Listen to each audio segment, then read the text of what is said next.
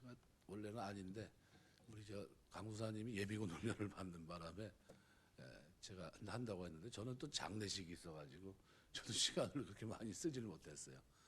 오늘 75편 생각하면서 은혜를 나누려고 합니다. 오늘 75편의 표제 보시면은 알 다스헷 이렇게 되어 있습니다.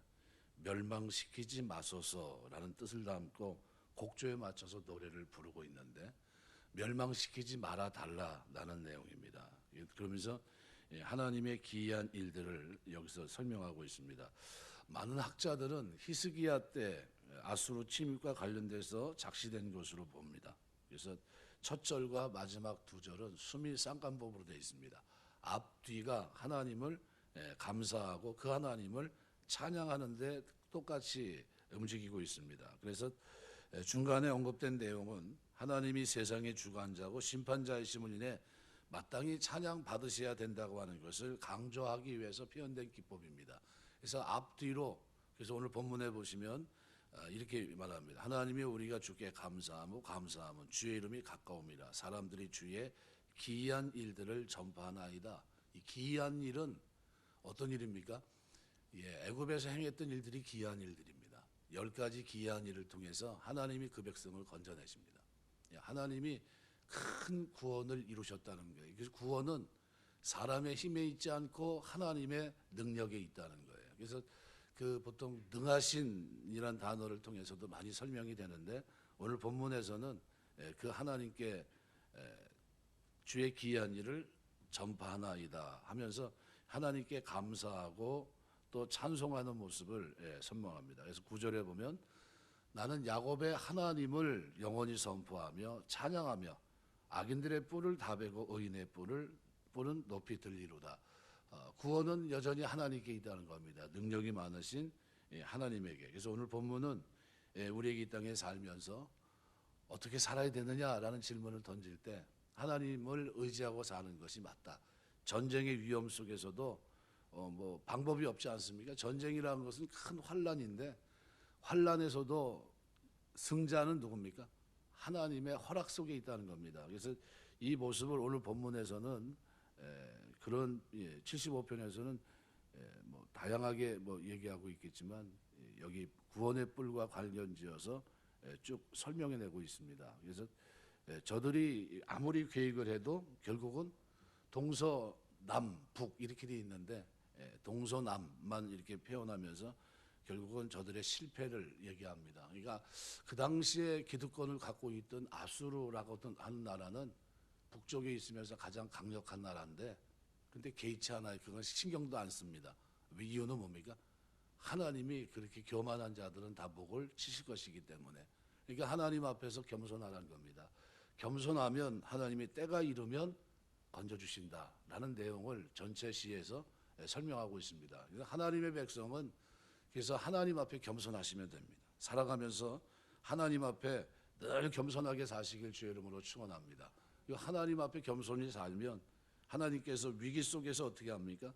감사의 조건으로 구원하시고 그 능하신 손으로 건져내시고 그리고 그 기이한 일들을 선포하며 감사하며 찬양하며 살 수 있게 한다라는 내용을 담고 있는 것이 75편입니다. 여기 아삽의 시라고 했는데 다윗의 3대 악장 가운데 한 사람이라기보다는 후손 가운데 동명이인으로 보시면 됩니다. 후손 가운데 한 사람이 인도자를 따라서 멸망시키지 마소서라는 뜻을 담은 곡조에 맞춰 노래를 불렀습니다. 악인의 뿔과 의인의 뿔에 대한 종말론적인 심판 예정을 선언하시는 여호와 하나님을 여기서 설명하고 있는데 왜 우리가 승자가 되는가 하면 하나님께서 의인의 뿔을 드시기 때문입니다. 악인의 뿔은 꺾으시고 의인의 뿔은 세워주십니다. 그런 의미로 오늘 성도들은 이 땅에 살면서 하나님만 의지해야 됩니다. 여기 제일 먼저 우리가 생각할 것은 하나님의 종말론적인 심판 예고는 성도들에게 있어서 너무나도 분명한 감사의 조건이 됩니다. 여기 시인은 감사하다는 말을 반복 사용하고 있는데 감사의 조건이 있습니다. 그 조건은 주의 이름이 가까움이다. 주의 이름 쉔이라고 하는 히브리 말은 그 분이 갖고 있는 본질, 성품, 능력 이게 가깝다는 겁니다.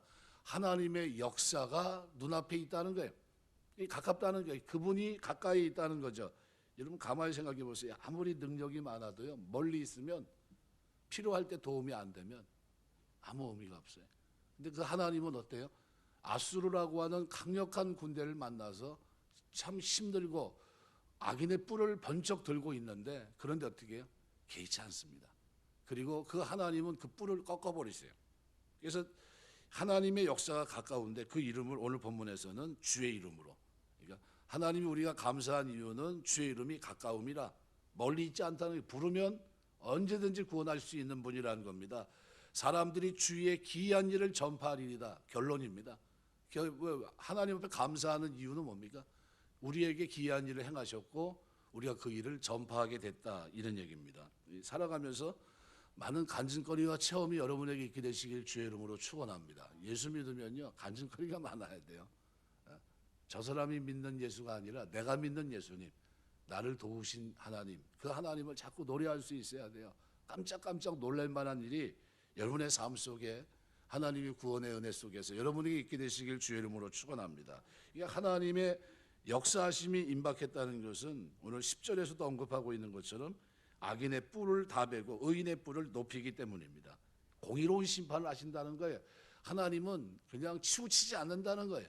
우리가 하나님 앞에만 바르게 서 있으면, 겸손한 그 백성들을 하나님은 언제든지 구원할 능력이 있고 기이한 일을 행할 준비가 되어 있고 우리는 찬송할 수밖에 없다라는 얘기입니다. 그래서 유다가 불의한 이방 나라의 침입으로 절대 공경의 위기에 처한 그런 상황에서 지어진 시입니다.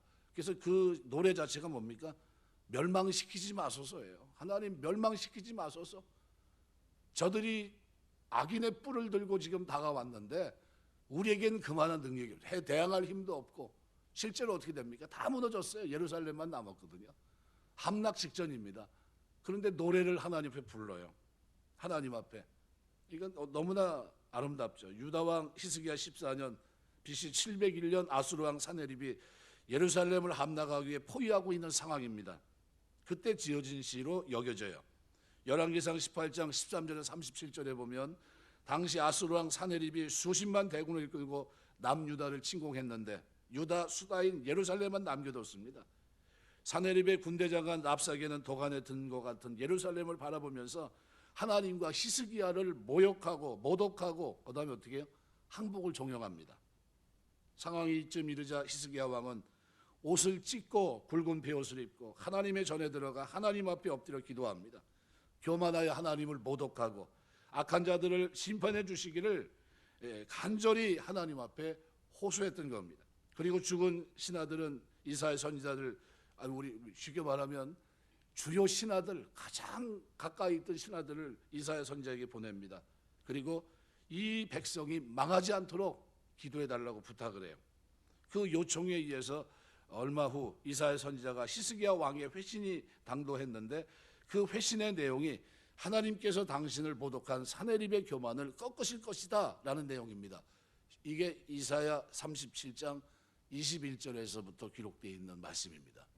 한번 볼까요? 아모스의 아들 이사야가 사람을 보내 히스기야에게 이르되 이스라엘 하나님 여호와께서 말씀하시되 내가 아수르 사네립 왕의 일로 내게 기도하였도다 하시고 여호와께서 그에게 대하여 이같이 이르시되 처녀 딸 시온아 너를 멸시하며 조속하였고 딸 예루살렘이 너를 향하여 머리를 흔들었느니라. 내가 회방하며 능욕한 것은 누구에게냐? 내가 소리를 높이며 눈을 높이 들어 향한 것은 누구에게냐? 곧 이스라엘의 거룩하신 이에게니라. 내가 내 종을 통해서 주를 회방하게 이르기를 내가 나를 허다한 병거를 거느리고 산들의 꼭대기에 올라가며 레바논의 깊은 곳에 이르렀으니 높은 백향목과 아름다운 향나무를 베고 또 그 제일 높은 곳에 들어가 살찐 땅에 수풀에 이를 것이며 내가 우물을 파서 물을 마셨으며 내 발바닥으로 애굽의 모든 하수를 말리라 하였도라.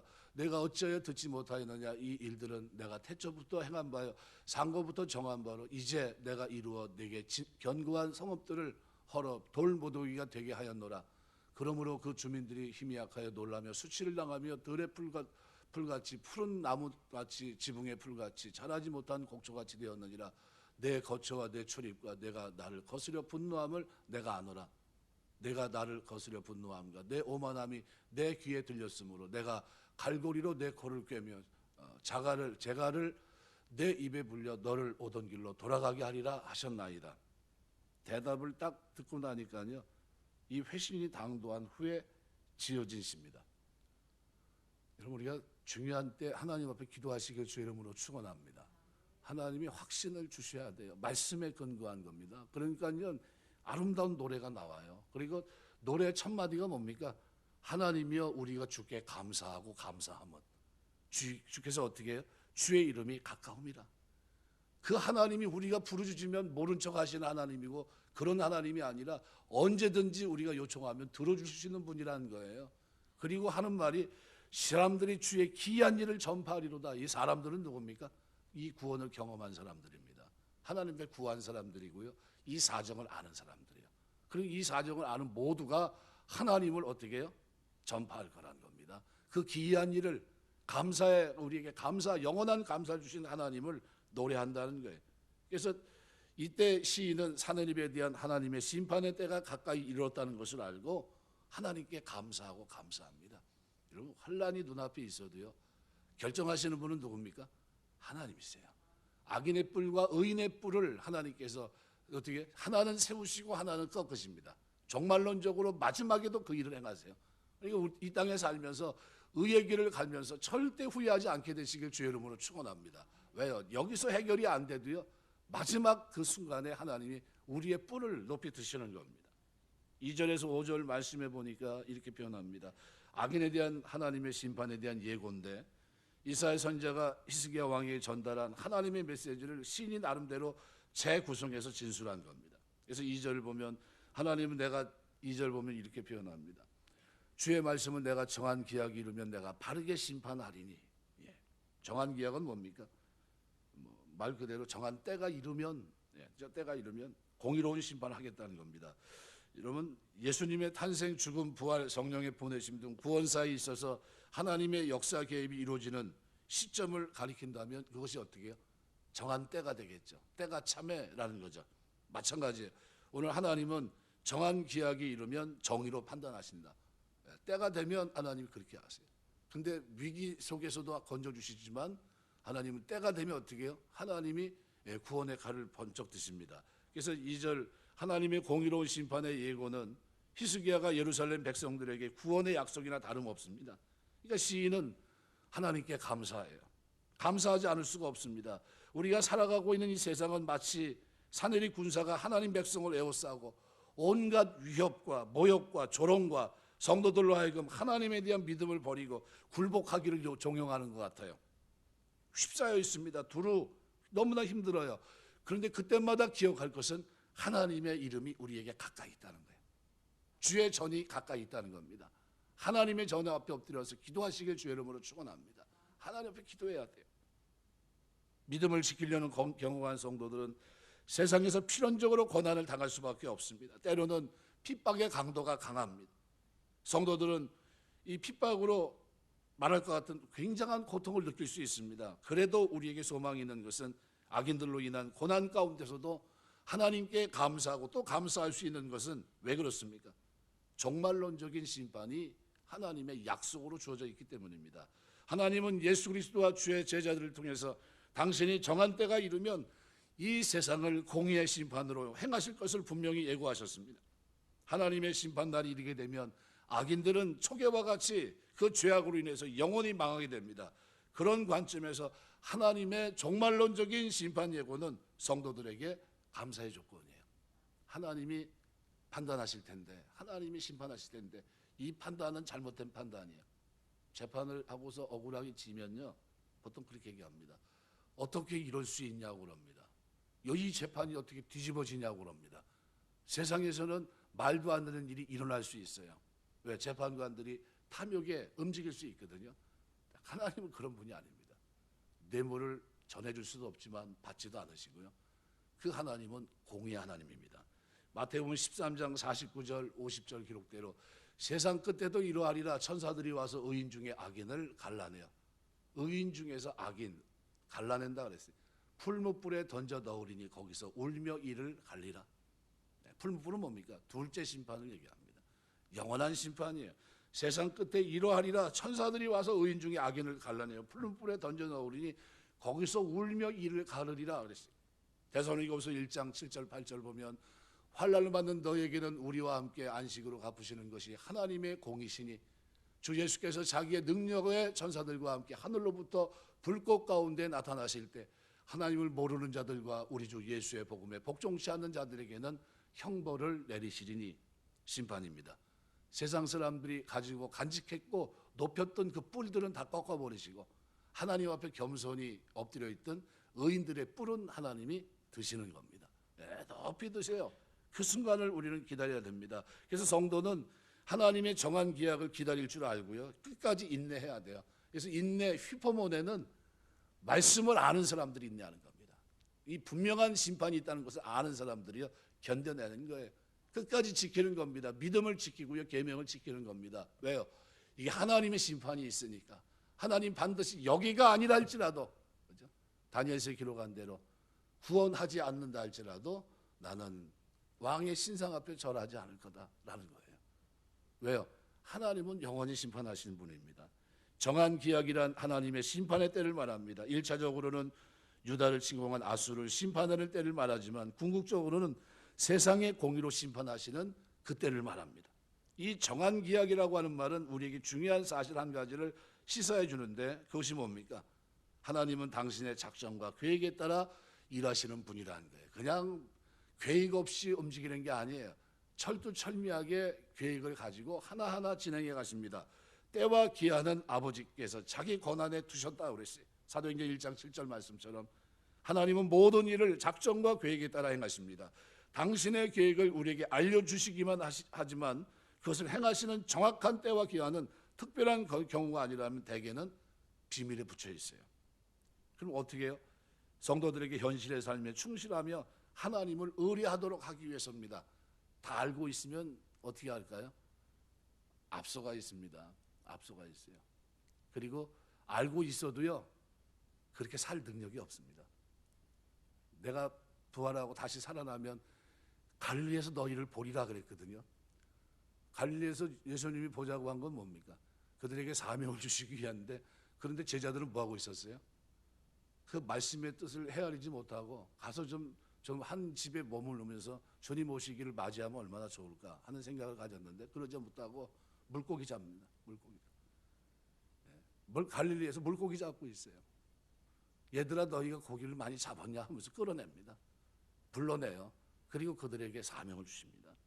우리는 알아도 잘 몰라요. 알아도 준비하지 못합니다. 그런데 그렇게 할 수 있도록 도우시는 건 누굽니까? 성령께서 하세요. 성령께서. 그래서 하나님은 모든 일을 작정과 계획에 따라 행하십니다. 당신의 계획을 우리에게 알려주시기는 하지만 그것을 행하시는 정확한 때와 기한은 특별한 경우가 아니면은 비밀에 붙여 있습니다. 이것은 성도들로 하여금 현실의 삶에 충실하고 하나님을 의뢰하며 살도록 하기 위함입니다. 그러므로 우리는 하나님의 약속과 예언에 대해서 그 성취를 소망하되 때와 기한은 알려고 애쓰기보다는 오히려 묵묵히 인내하며 이길 수 있도록 해달라고 기도하셔야 됩니다. 하나님 정한 때까지 내가 알지 못하지만 이겨내게 하옵소서. 욥처럼 주신 자도 여호와시요 취하신 자도 여호와신 여호와 이름이 찬송을 받을지어다 하고 입술로 범죄치 않았다 그랬어요. 그 때는 하나님께 맡겨놔요. 그리고 하는 말이 뭡니까?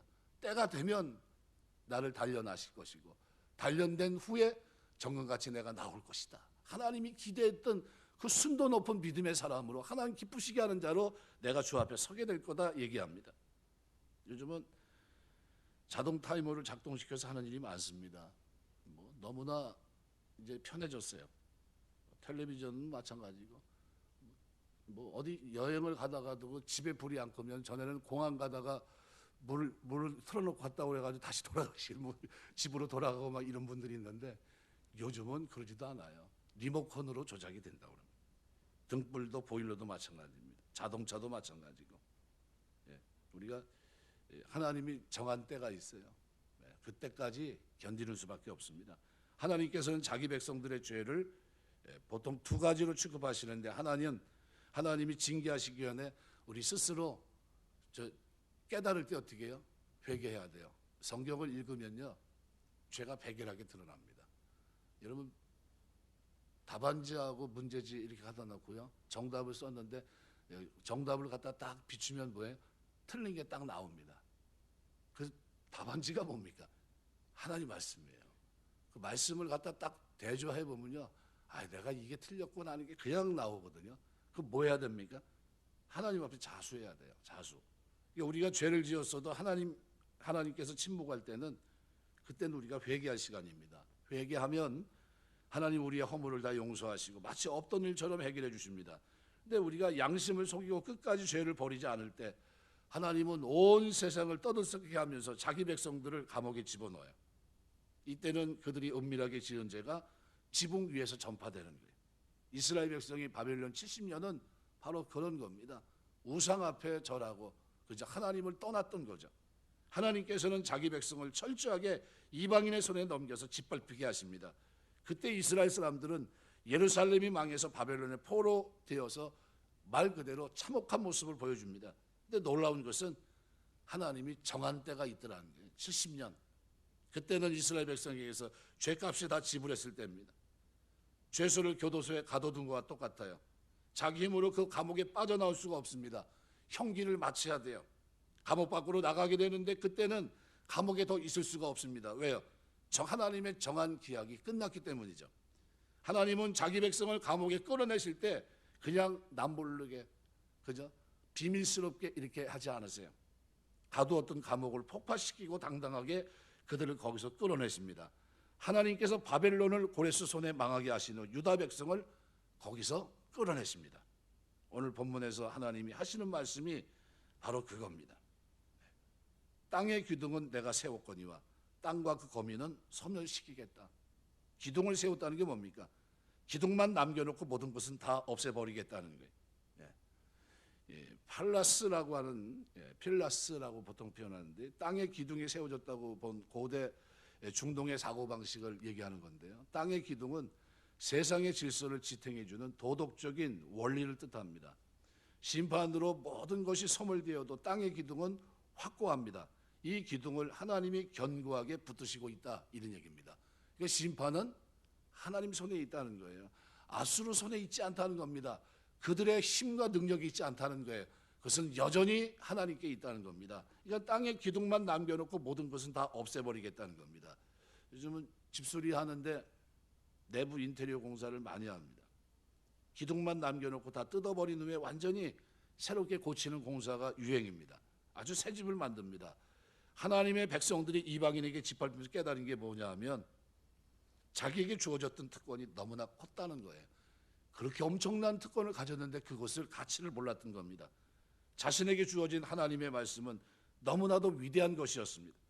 한번 연단을 받고 난 후에 철저하게 하나님께 헌신하게 되면 이 세상은 그래서 완전히 뒤집어지게 됩니다. 왜냐하면 하나님의 능력은 언제나 조금 더 부족함이 없기 때문입니다. 단지 우리가 너무나 믿음이 없어서 하나님의 능력이 나타나지 않았던 것뿐이에요. 위기 속에서 하나님을 구해야 되는데 구하지 않은 겁니다. 하나님께서는 우리가 결단하고 하나님을 의지하기를 원하십니다.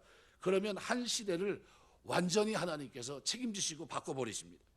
오늘 4절 5절 이 기록에 보시면 내가 오만한 자들에게 오만하게 행하지 말라 하며 악인들에게 뿔을 들지 말라 하였노니 너희 뿔을 높이 들지 말며 교만한 목으로 말하지 말지어다. 이 경고 그대로 아수르에 대해서 어떻게 해요? 그 교만을 하나님이 징계하시겠다는 거예요. 우리는 하나님이 주신 뿔로 인해서 교만해지지 않도록 늘 조심해야 돼요. 내가 자랑할 거 있으면요, 감춰야 됩니다. 감춰야 돼요. 사도 바울이 뭘 자랑했습니까? 십자가만 자랑했어요. 자랑할 것이 많은 사람, 없는 사람입니까? 많잖아요. 학벌이나 지식이나 살아온 삶이나 무엇 하나 부족함이 없는 사람입니다. 그죠? 예수님 만나고 삼층천의 신비를 가지고 있는 사람이고요. 자랑하려고 얘기하면 그 앞에서 자랑할 만한 사람이 하나도 없어요. 그런데 어떻게 해요? 자랑의 말이 나오지 않습니다. 뭐만 자랑합니까? 나를 구원하신 십자가, 그것만 증거하고 있습니다. 우리가 하나님 우리에게 주신 뿔들이 다 틀려요. 어떤 사람은 지식으로, 어떤 사람은 물질로, 어떤 사람은 여러 가지 다양한 방법으로 이렇게 높은 곳에 이르게 되는데 그 자리에서 겸손하시길 주의 이름으로 축원합니다. 하나님이 나에게 이걸 주셨지만 난 이걸 가지고 내가 교만하라고 주신 게 아니라 어떻게 겸손히 섬기라고 주신 거예요. 겸손히. 그렇게 하셔야 돼요. 의인들이 악인들에게 짓밟히는 이유는 뭘 버리지 않아서요? 교만과 죄악을 버리지 않았습니다. 늘 성찰하면서 우리가 조심해야 될 것은 뭡니까? 말씀이에요. 악인의 눈으로 볼 때 자신들이 정죄하고 심판하는 이스라엘 백성의 모습이 자신들보다 훨씬 깨끗하고 순결한 겁니다. 물론 믿다가 타락한 사람들 중에는 믿지 않은 사람보다 훨씬 더 악하고 비정한 사람도 있습니다. 그러나 하나님의 손에서 징계를 당하고 있는 성도들은 하나님 보시기에 악하다고 하는 것이 행악자들의 눈에 볼 때는 어때요? 악한 것이 아닙니다.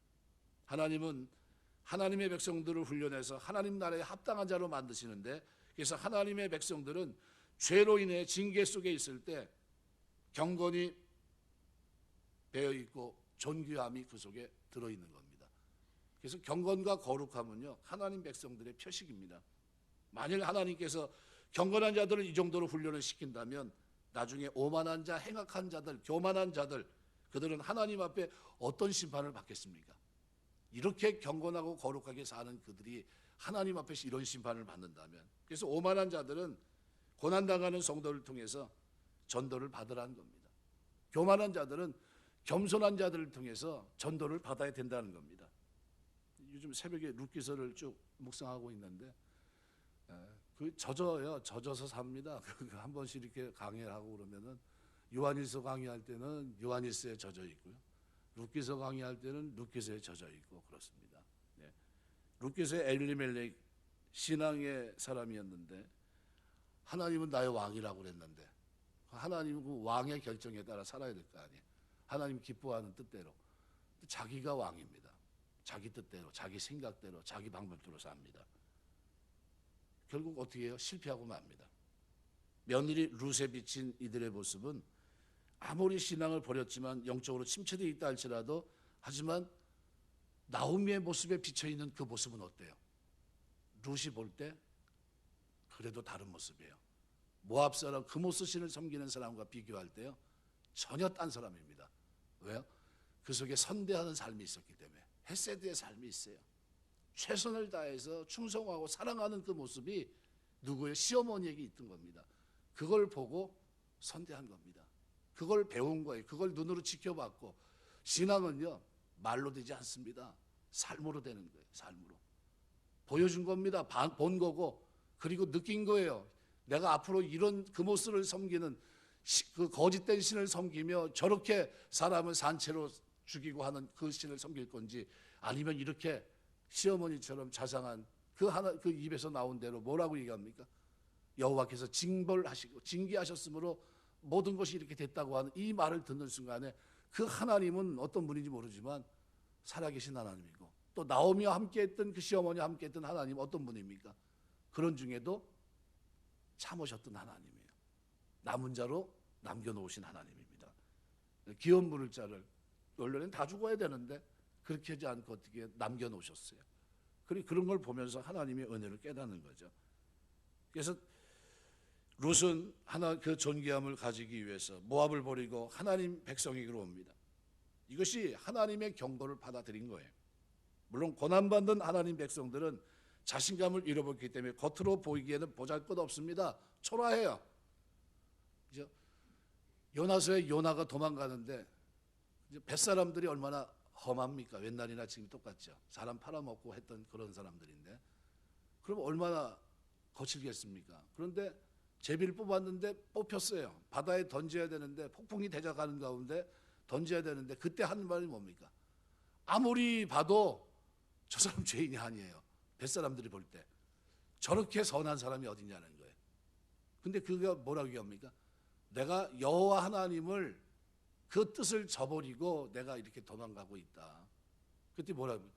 당신의 죽음에 대해서 우리가 좀 책임지지 않도록 해라.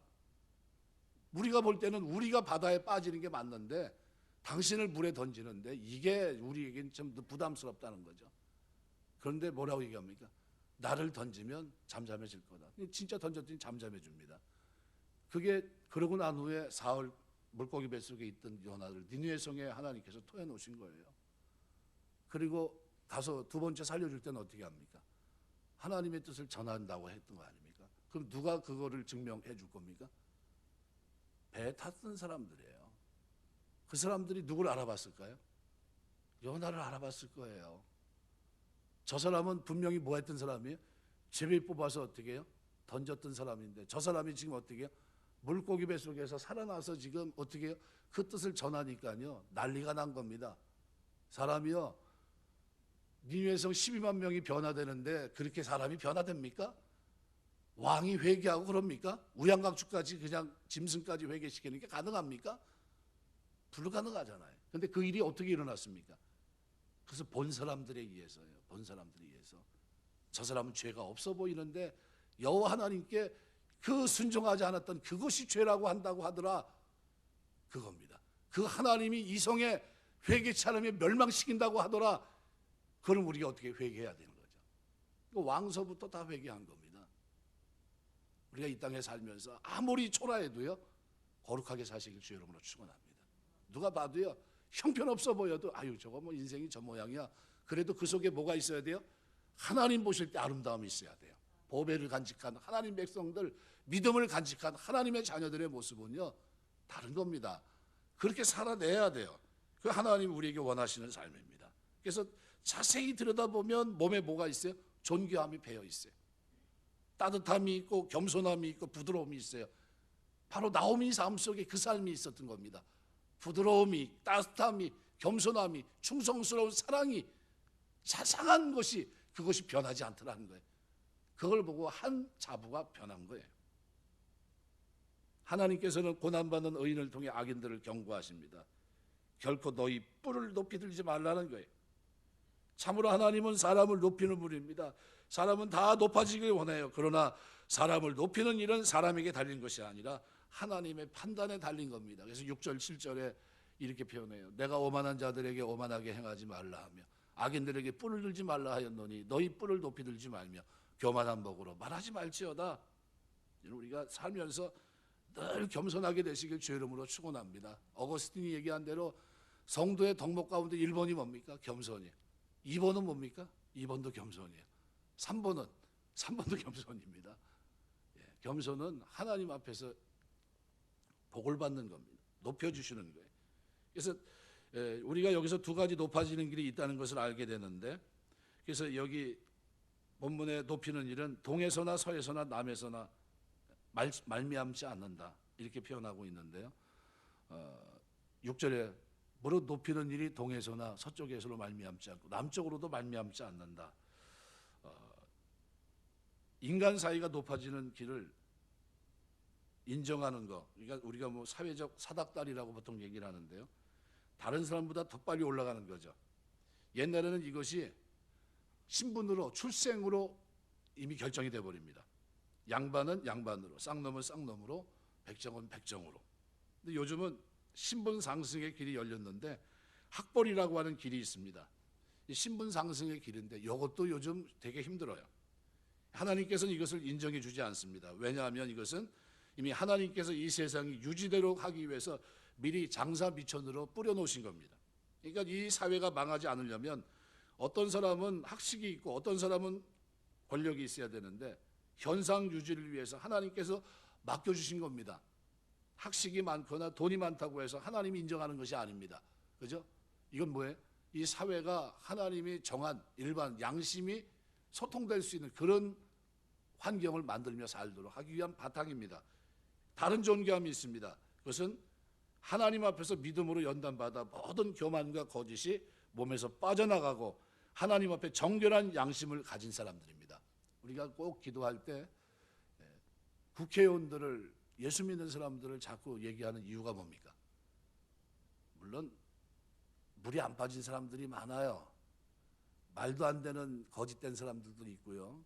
교회 내 다닌다고 하는 명함을 통해서 표를 얻으려고 하는 잘못된, 그거 다 알잖아요. 저 사람이 진짜인지 가짜인지. 진짜는 도와줘야 돼요. 진짜는. 왜요? 교만과 거짓이 몸에서 빠져나가고 그리스도의 향기를 바라는 진짜 국회의원들이 좀 나와야 되지 않습니까? 이제는 미국 역사 속에서 양심이 있는 대통령이 몇 명이나 있습니까? 400년에서 기껏 따져봐야 몇 명 없어요. 우리나라가 저기 뭐 이렇게 돼서 지금 대통령이 쭉 바뀌어 나가는데 양심 있는 대통령을 한 명 세워야 될 때쯤 되지 않았습니까? 저는 그렇게 생각을 해요. 너무 급하게 서두르지 마세요. 신앙 안에서 키우다 보면요, 진짜 멋있는 대통령, 지금 어떤 대통령이 멋있는 겁니까? 인물이 훤한 사람들 많잖아요. 그거 말고요, 진짜 하나님 원하는 대통령은 하나님 앞에 정결한 양심을 가진 대통령입니다. 정결한 국회의원들이 세워져야 되고요, 그래서 그 사람들이 일을 할 수 있도록 도와줘야 됩니다. 하나님께서는 이런 사람들을 인정해 주십니다. 그들의 기도에 응답하시고 하나님의 은혜와 사랑이 이 사람들에게 공급돼서 세상을 변화시키게 합니다. 그러니까 하나님 앞에 존귀한 사람은 얼마나 이 세상에서 높아지느냐 하는 것이 아니라 얼마나 하나님과 가깝고 얼마나 하나님의 은혜를 받느냐 하는 거예요. 왜냐하면 하나님은 이런 사람을 통해 일하시고 이런 사람을 통해 은혜를 공급하시기 때문입니다. 모든 인사결정은 하나님이 하십니다. 하나님께 기도의 자리로 나오게 될 때 하나님이 허락하시는 줄 믿습니다. 이게 주권이에요. 나만 장군이 자기 힘을 믿고 의지하고 으쓱거리면서 움직였으면요, 죽었습니다. 그냥. 그런데 어떻게 해요? 선지자의 말을 듣고 요단강에 가서 창피스럽지만 어떻게 해요? 목욕을 한 겁니다. 하라고 한 대로 순종한 겁니다. 그랬더니 어떻게 해요? 변하는 거예요. 그러니까 뭐 흙을 퍼가면서 뭐 합니까? 그 사람이 앞으로는 여호와 하나님 섬기겠다는 거 아니에요. 오늘 8절 말씀해 보니까 이렇게 표현합니다. 여호와의 손에 잔이 있어 술 거품이 일어난도다. 속에 썩은 것이 가득한 그 잔을 하나님이 쏟아내시니 실로 그 찌꺼기라도 땅에 모든 악인이 기울여 마신다. 뭘 얘기합니까? 진노예요. 진노. 하나님이 믿지 않는, 그죠? 하나님의 교만하고 오만하고 이렇게 살아간 자들을 심판하시고 그 진노를 저들이 마시게 하실 것이다. 이런 얘기입니다. 심판의 잔입니다. 거품이 일어난 것은 막 그 잔에 포도주를 부었고 그동안 병은 오랫동안 마개로 딱 막아놓았을 뿐입니다. 악한 자들이 평안했던 것은 그동안 하나님께서 지금 어떻게 해요? 진노를 뒤로 유보하셨을 뿐이에요. 진노는 반드시 있습니다. 심판은. 그죠? 여기서가 아니라 이것이 끝난다 할지라도 반드시 있어요. 그러나 이제는 너무 오래 참으셨기 때문에 더 이상 심판을 지체할 수 없고 악인들은 그 속에 썩은 거와 찌꺼기까지 다 마셔야 됩니다. 안에 썩은 것을 취하도록 더 독한 술을 넣은 것인데 요즘으로 말하면 폭탄주입니다. 폭탄주. 독한 술을 한 방울도 남김없이 다 마셔야 되는 것. 이것이 하나님의 심판입니다. 악한 자들이 하나님의 심판을 받을 때는 소망이 없습니다. 그냥 몰락하고 난 후에 자기를 망하게 한 자들을 죽을 때까지 저주하다 그냥 죽고 마는 거예요. 철저하게 분노의 잔을 마십니다. 그래서 오늘 9절 10절은 이렇게 표현해요. 그래서 나는 야곱의 하나님을 영원히 선포하며 찬양하며 악인들의 뿔을 다 베고 의인의 뿔은 높이 드시리로다. 환경을 초월해 자기 백성을 높이시는 하나님을 찬양하고 있는 겁니다. 하나님은 악인의 뿔을 베어 아무 힘도 쓰지 못하게 할 것이고 의인에게 뿔을 달아주셔서 이 세상에서 주어진 역할을 감당하게 하십니다. 하나님의 능력의 손, 심판의 손을 기억하고 그 손에 붙들 일마다 쓰임받는 생애가 복된 것입니다. 그래서 미래를 염려하지 말고 우리에 대한 하나님의 길이 따로 있다는 것을 철저히 믿고 하나님만 따르고 말씀을 의지하고 사는 여러분 되시길 주의 이름으로 축원합니다. 그래서 이 악한 사람들은요, 동, 서, 남 이렇게 돼 있는데요, 해가 뜨는 곳이 동, 해가 지는 곳이 서, 남이 어디며 아무도 살지 않는 곳입니다. 공동 번역은 사막이나 산악지대, 표준 서명은 표준 세번역은 광야. 높이는 일은 누가 합니까? 하나님이. 원래 북쪽은 누굽니까? 아수르입니다. 근데 동서남 북을 해야 되는데 북은 아수르를 무시합니다. 근데 아수르가 지금 쳐들어왔는데 아수르는 개념도 없어요. 그 끼워넣지도 않습니다. 왜요? 하나님이 와, 그 교만한 자를 우습게 한다는 거예요. 하나님이 이름이 가까이 있는데 그 하나님은 아수르 정도는 아무것도 아니라는 거예요. 그러니까 18만 5천을 하루 저녁에 다 죽이잖아요. 하나님은 하나님을 의지하는 자들을 높이십니다. 말씀을 맺겠습니다. 하나님은 오늘 우리가 환경을 초월해서 살아가는 동안 이와 같은 환경 속에서 누구만 의지합니까? 하나님만 의지하기를 원하십니다. 그 하나님께 겸손하기를 원하시고요, 이 땅에서 우리가 거룩하고 경건하게 살기를 원하십니다. 아무리 환경이 열악해도 존귀한 그 아름다운 모습을 간직하며 살기 원하십니다. 우리를 통해 저들이 회개하고 돌아오기를 원하시는 거예요. 내가 잘못했을 땐 하나님 어떻게 하실까요? 바벨론 70년과 같은 고통을 주십니다. 왜요? 그것의 가치를 깨닫게 하는 거예요. 말씀이 내 속에 있고 그 하나님을 섬기고 찬양하고 그 하나님께 감사하며 사는 것이 얼마나 복된 것인가, 그걸 어떻게 해요? 훈련시키는 게. 다시 가나안 땅 들어가라고 했더니 정탐꾼 보내주십시오. 그냥 못 들어가겠습니다. 그랬더니 그들을 어떻게 해요? 40년간 훈련시킵니다. 이놈들 봐라, 10가지 기이한 일을 보고 내가 바다를 가르고서 내가 넘어왔는데도 그걸 나를 못 믿고서 그 40년간 뭘 합니까? 하나님의 능력으로 삽니다. 그리고 여호수아 갈렙 앞세워서 어떻게 해요? 가나안 정복을 향해 나갑니다. 이제 너 믿겠냐는 거예요. 이런 땅에서 먹이고 물을 주시고 만나를 통해서 먹게 하신 하나님 능력을 이제 믿겠냐는 거예요. 내가 한 말이 믿어지냐는 거예요. 그랬더니 어떻게 요단을 걸으면서 나가지 않습니까? 훈련시키는 거예요. 하나님 우리를 훈련시킬 때 그때 빨리 우리가 회복게 될 것이 있는데, 그것이 뭡니까? 하나님의 이름이 가까이 있다는 거예요. 그 하나님께 부르짖으며 응답하신다는 거예요. 그 하나님의 은혜 속에 우리가 살고 있다는 거예요. 내가 경건하고 거룩하게 사는 것은 나를 통해 저들을 구원하기 위함입니다. 하나님은 우리가 이것을 버릴 때 징계하십니다. 징계가 목적이 아니에요. 하나님 우리가 그렇게 살지 말라는 거예요. 반드시 심판이 있다는 겁니다. 교만의 뿔을 들지 말고 내가 너에게 좀 뿔을 가지고 그렇게 쓰지 말라는 거예요. 그 뿔을 가지고 겸손히 하나님의 영광을 위해 쓰라는 겁니다. 그러면 내가 마지막에 너를 높여주겠다는 거예요. 주님 섬기며 사는 동안에 하나님의 은혜 속에서 하나님이 여러분에게 주어진 그 뿔이 땅에서 무시당한다 할지라도 어떻게 해요? 거룩하게 사시고 경건하게 사시고 의롭게 사시길 바랍니다. 하나님이 그걸 원하세요. 그리고 그 길을 걸어가면서 기도의 사람이 되어야 됩니다. 하나님, 내가 환경적으로 힘듭니다. 하지만 여호와 이름이 가까이 있음을 믿습니다. 이거 이리도 망하지 않을 줄 믿습니다. 겸손한 자를 살리시고 높이신 하나님을 믿습니다. 하나님, 내가 무너지지 않도록 붙들어 주옵소서. 그래서 오늘 본문은 바로 그런 의미로 시 자체가 뭡니까? 알다스의 멸망시키지 마소서. 저들의 의도대로 멸망당하지 않게 하소서. 하나님이 나의 하나님 아닙니까? 하나님이 내 기도를 들어주지 않습니까? 그 이름을 걸고 내 하나님 아니십니까? 라는 얘기예요. 그 하나님 앞에 내가 감사합니다. 내가 찬송하고 있습니다. 내가 부르짖고 있습니다. 라는 얘기예요. 살면서 하나님 앞에 기도하면서 부르짖고 감사하면서 찬송하며 사는 이 삶이 저 여러분의 신앙생활 속에 늘 넘치게 되시길 주의 이름으로 축원합니다. 기도하겠습니다.